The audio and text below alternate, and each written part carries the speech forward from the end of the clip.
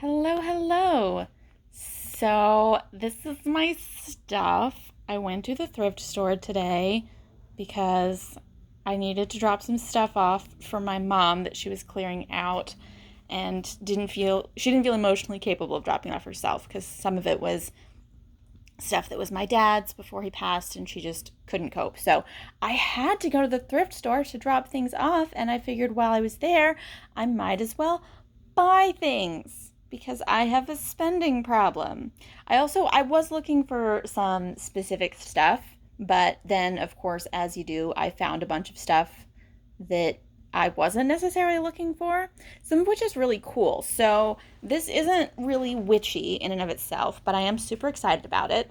I have been looking for demi-tasse cups or other straight sided little drink cups, kind of like teacups but with straight sides, specifically to use for homemade gourmet hot chocolate. I own a variety of silver. Specifically, I own two silver teapots and two silver coffee pots. And sort of to go along with all of that, I tracked down and purchased a silver plate chocolate pot for my friends who don't drink coffee or tea. And also, I love hot chocolate. And I did a whole deep dive on the internet because I have ADD and a problem.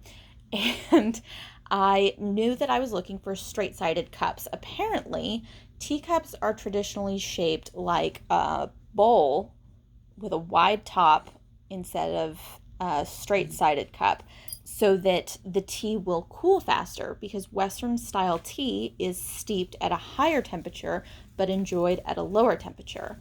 And then coffee is served in a straight sided cup because even though it is also made at a very high temperature, it is also enjoyed. It is drunk at a very high temperature. So this straight-sided cup conserves a little more heat. It doesn't open up at the top to allow for more airflow across the surface of the tea to make it cool faster. Chocolate traditionally is served in a very kind of this style, this shape, a very straight, very tall cup because it is made at a low temperature because otherwise you burn the chocolate. And as the chocolate cools, if it cools, it sort of congeals and sinks to the bottom, which anyone who has ever had a cup of particularly homemade hot chocolate knows very well. And so this sort of shape, this very tall shape with a straight side instead of a very open top, helps to conserve the heat and keep your chocolate at a good drinking temperature. And if it does start to solidify, the sediment sinks to the bottom of a very tall cup, and you can still continue to enjoy the good frothy liquid chocolate off the top. So I found these adorable little sort of coffee style cups, these little straight sided cups, which are going to be excellent for hot chocolate or for coffee. I don't drink coffee, but maybe someday I will buy some and have a friend over who wants to have coffee, and they can make coffee in my very fancy coffee pots and enjoy them in my very fancy cups. But then I also have these very, very tall cups, and I'm not sure what they're meant for. For some reason, when I look at them, my brain is saying eggnog cup, but I am going to use them for gourmet homemade hot chocolate from my very fancy silver chocolate pot. And I only have 3 of each, but that's okay because I'm an introvert and I don't actually have that many friends, and it will be amazing. And I don't know if you see, there's a dog paw in the frame. He wants to come say hi. I also found this super, super cute teacup. It looks like a little flower pot, but it says tea on it, and it's adorable. It's this lovely pale blue color. It's not my aesthetic at all, but I have a friend that it's perfect for, and I'm going to give it to her. And it's so cute, and I love it so much. So I had to get that. As far as actual witchy stuff or things that I'm going to use for witchy purposes, I found first this really beautiful bowl. It is heavy as anything. It's this really heavy pottery bowl. It's got this beautiful glaze on it where the edge is a different color than the base. It's so nice. It's so pretty. And it was like $2, which is an unbelievable steal. I have no idea what I'm going to do with it yet, I may use it as some sort of an offering bowl. I may use it as a spell bowl. Maybe I'll finally get around to making a money bowl or something. Maybe I'll fill it with sand and burn things. I don't know, but it is a beautiful bowl. And as soon as I saw it, I had to have it. I wanted it so bad. After that, I found this cute little gold box. It is this really lovely, it's wooden. It is actually made of wood.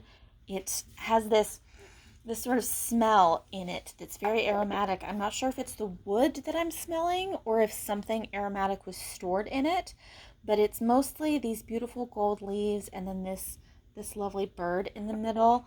I'm not sure what I'm going to do with that. There's a little damage on the bottom from it was taped up and had a sticker on it, which is a hazard of thrifting. Sometimes they use tape on things that they shouldn't use tape on, but that's fine. It's lovely though, and I really, really adore it, and I'm definitely going to use it for something. I just don't know what yet, but it was too precious and I needed it. Then I found this. I am not sure if this is supposed to be like a cigarette bowl or a candle holder. I'm going to use it as a candle holder. The gold color and this lovely star shape that it has, my brain immediately said Yule. I think this is going to be a great candle holder for Yule. I'll put a white, yellow, or maybe even a red candle in it and burn it for the season. And I think it's going to be really, really lovely for that, for just a little Yule sun star themed candle holder for the Yule season, which is coming up alarmingly quickly. I'm stressed about it. Then I found these. They didn't have candles in them when I got them. I just stabbed these in there before I started recording. But they came as a pair, these really basic candle holders. I knew that I was looking for candle holders because I needed something better for my ancestral space on my altar. It's very new and kind of small that I've started incorporating any sort of ancestral devotion or anything like that into my practice, and so that is something that I haven't put a lot of effort into yet, and I wanted a dedicated candle holder for that, and I really loved this set. So I've got these two beautiful candle holders. They're metal. They've got these swirly legs on them. I think they're beautiful and lovely and are going to do really well for me. And again, it was a thrift store, so like the pair of them was $2, which is amazing and exactly what you want. I also found this lovely box, this little jewelry box. It's got these nice little handles on the sides, so it's easy to lift up and move. It does also have these holes in the top, which I have no idea what those are for, but not really important. And then it's got this lovely drawer with this gold felt on the inside. I'm probably going to use this for storage, maybe for crystals. Most likely it's going to be primarily for jewelry that I want to enchant and charge for different reasons. I want to kind of keep that separate from my regular jewelry, maybe throw in some selenite with it to help keep it charged and lovely. So that will go either on or somewhere near my altar for a little magical jewelry box. And then, last but not least, I found this bitch. So for context, something that I was specifically looking for was something to add to the Morrigan space on my altar, because Morrigan is really the only deity who has a dedicated altar space right now for me.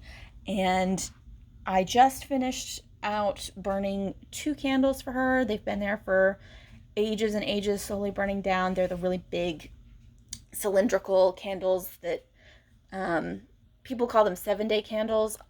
Most of them are cheap and they don't actually burn for 7 days, but that's the style.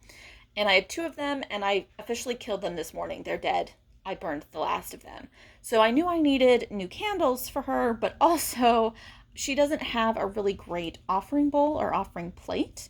So mostly that's what I was looking for. But I saw this, and it's this very dark color. It's got all of this really elaborate, lovely scroll work on it. It's heavy. It's gorgeous. And she just tapped on my shoulder and went, "That's the one. That's what I want." And it's so extra, and it's so magnificent. And I have no idea what I'm going to do with it.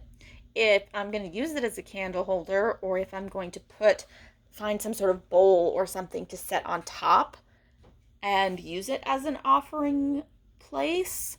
I have a crow statue on my altar that I use as a signifier. My brain completely lost the word that I was looking for. I use it to represent her, as a representation of her. I think that this candle holder is as tall or taller than the statue. So it's very excessive.